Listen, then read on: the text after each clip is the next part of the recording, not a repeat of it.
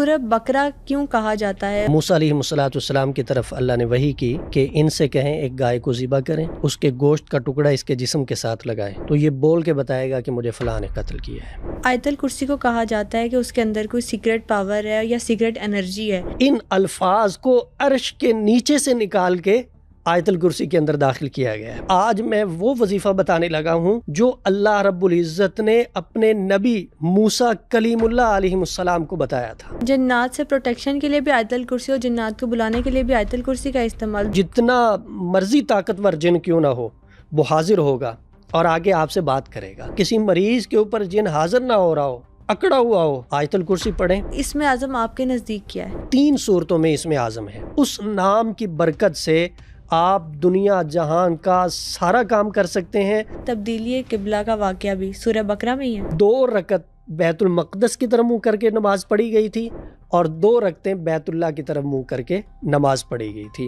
آج بھی وہ مسجد موجود ہے۔ سر آج کے ایپیسوڈ میں آپ سے سورہ بقرہ کی ہڈن انرجی اور اس کے سیکرٹس پر بات کرنا چاہتے ہیں۔ سب سے پہلے میں بات کرنا چاہوں گی سورہ بقرہ کے نزول پہ۔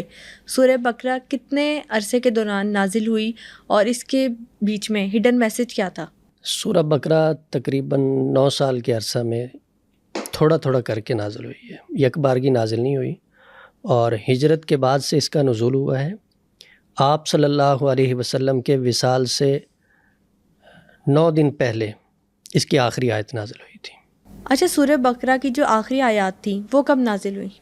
سورہ بقرہ کی ایک تو آخری آیات ہیں جو ترتیب کے اعتبار سے ہیں، جو قرآن پاک کے اندر لکھی ہوئی ہیں، جو آمن الرسول سے شروع ہوتی ہیں۔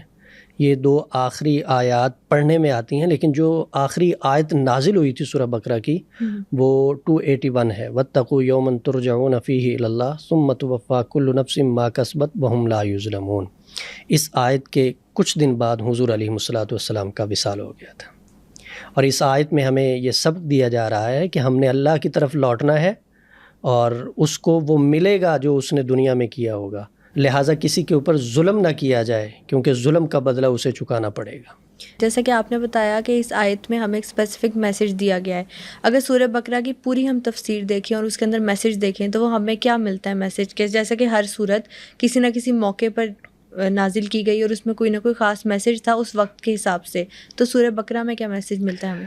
سورہ بقرہ کے اندر بہت سارے مسائل ہیں، پوری ایک ترتیب جو ہے وہ بتائی گئی ہے۔ اس کے اندر سود کے متعلق احکامات بھی ہیں، معیشت کے متعلق احکامات بھی ہیں، طلاق اور خلا کے متعلق احکامات بھی ہیں۔ پوری ایک ترتیب اس کے اندر بتائی گئی ہے کہ اگر تمہیں ضرورت پڑ جائے تو تم نے قرآن پاک کی اس آیت اور ان مسائل کے تحت اپنے مسئلے کو حل کرنا ہے۔ اچھا، اس کو سورہ بقرہ کیوں کہا جاتا ہے اور کوئی خاص واقعہ ہے جس سے اس کا تعلق بنتا ہے؟ جی، اس سورت کا نام سورہ بقرہ ہے اور بقر گائے کو کہتے ہیں۔ اس کے اندر ایک واقعہ بیان کیا گیا ہے بنی اسرائیل کا، اور وہ واقعہ بنی اسرائیل کے لیے آزمائش تھی۔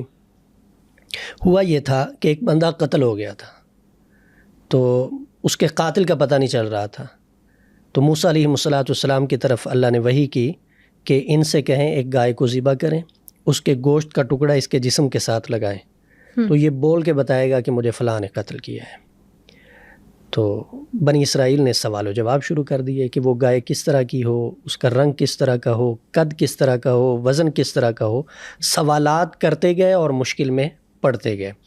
گائے خیر ان کو مل گئی، تو پھر گائے کے گوشت کا ٹکڑا مردے کے ساتھ لگایا گیا تو وہ زندہ ہو گئی۔ یہ واقعہ اس کے اندر نقل ہوا ہے، اس وجہ سے اس سورت کا نام سورہ بقرہ ہے۔